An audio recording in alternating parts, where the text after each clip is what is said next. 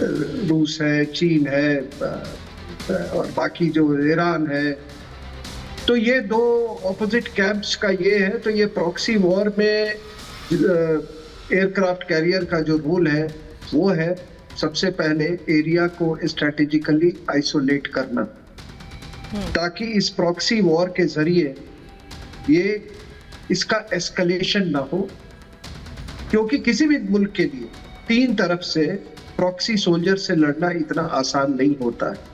आपने खुद कहा सीरिया, लेबनान, इजिप्ट, मालदीव, तीन देशों की तरफ से। तो ये एक इन्होंने इसको क्या कहे, इसको कॉन्फ्लिक्ट जोन को उन्होंने पहले तो आइसोलेट किया है कि ताकि एक तो स्ट्रॉन्ग मैसेज जाए, दूसरा कि एक कोई बाहर से दखल अंदाजी करने की जरूरत नहीं करे। और मामला ये भी सीरियस है कि दो बार आपने कहा कि फॉरेन मिनिस्टर, जैसा आपने कहा ब्लिंकन एक हफ्ते के अंदर में उन्होंने भी विजिट किया है, तो स्थिति तो गंभीर है। लेकिन एक और मैं बात आपको बता दूं कि आज तक ये आप लोगों ने किसी ने ये सवाल नहीं कहा कि आखिर ये इनके पीछे इम्पीटस क्या है, ये हमास का ये हमले के बारे में। अब सब कहते हैं कि इसकी तैयारी तो हो रही होगी 2 साल से, कौन तैयारी इनकी करवा रहा था?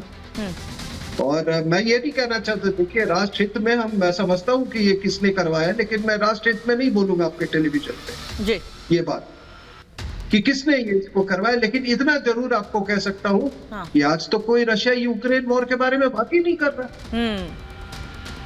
रशिया यूक्रेन वॉर के बारे में कोई बात नहीं कर रहा है जी, बिल्कुल बात नहीं कर रहा है उस पर, और किसने करवाया है ये सबसे बड़ा सवाल है। हमारे साथ मेहमान लगातार जुड़े। एक और बड़ी खबर इस बीच, जिस बात को हमने पहले आपको बताया, आपको बता दें कि अमेरिकी विदेश मंत्री फिर से इजरायल जाएंगे। एक हफ्ते में एंटनी ब्लिंकन का दूसरा इजरायल दौरा होगा। लेकिन इस बीच ये तस्वीर सीधी आपको दिखा रहे हैं कि कैसे हमले लगातार जारी हैं। गाजा पट्टी पर लगातार बमबारी जारी है और हर उस जगह पर जहां पर हमास के आतंकी छिपे हुए हैं उन जगहों पर लगातार हमले किए जा रहे हैं, क्योंकि आम लोगों को ये पूरा इलाका खाली करने के लिए पहले ही अल्टीमेटम दे दिया गया था, प्रॉपर समय दिया गया है। जो लोग नहीं खाली कर सके उनके लिए उस समय सीमा को बढ़ाया गया है, क्योंकि अब पूरी तरह से गाजा पट्टी पर हर एक जगह पर हमले करने हैं और ऐसे में कोई आम नागरिक ना मारा जाए, किसी आम नागरिक की जान को नुकसान ना हो, उसको ध्यान में रखते हुए। और ये बड़ी खबर लगातार आप तक पहुंचा रहे हैं कि अमेरिकी विदेश मंत्री फिर से इजरायल जाएंगे। एक हफ्ते में एंटनी ब्लिंकन का दूसरा इजरायल दौरा होगा। हमास जंग पर इजरायल से चर्चा करेंगे ब्लिंकन। अमेरिकी विदेश मंत्री एक बार फिर से इजरायल जाएंगे और एक हफ्ते में ब्लिंकन का ये दूसरा इजरायल दौरा होगा। लेफ्टिनेंट जनरल प्रसाद, ये एक हफ्ते में दूसरा दौरा है एंटनी ब्लिंकन का, क्या बताता है?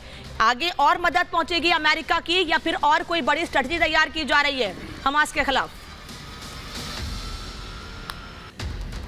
जिस तरह से अमेरिका के फॉरेन मिनिस्टर पूरे वेस्टर्न एशिया कंट्रीज में गए हैं, चाइना से भी बात की है, सऊदी अरेबिया से भी बात की है, सब जगह जॉर्डन से भी बात की है, और ये बात करके दोबारा इजराइल आ रहे हैं, तो इससे साफ क्लियर है कि वहाँ किस किस्म की बात हुई है, वो कितना मानने को तैयार हैं, वो युद्ध को बढ़ाना चाहते हैं, तो युद्ध को बंद करना चाहते हैं। जैसे हमारे साथी पैनलिस्ट में कह रहे थे कि इसको कहीं बाहर से तो मदद मिल रही है, हमास को इतना सामान कहाँ से आ रहा है, ये 2 साल से तैयारी कहाँ से कर रहा है, इसमें कोई ना कोई तो उसकी मदद करता है। क्या उसके इतनी हमास के पास तो कोई इंडस्ट्री है नहीं जहाँ से वो मिसाइल बनाएगा या वो ड्रोन्स बनाएगा। ये ड्रोन्स, कामाकाशी ड्रोन्स कहाँ से आ रहे हैं, ये हम सबको मालूम है, लेकिन इसकी बात अभी ठीक नहीं है हम यूँ करें।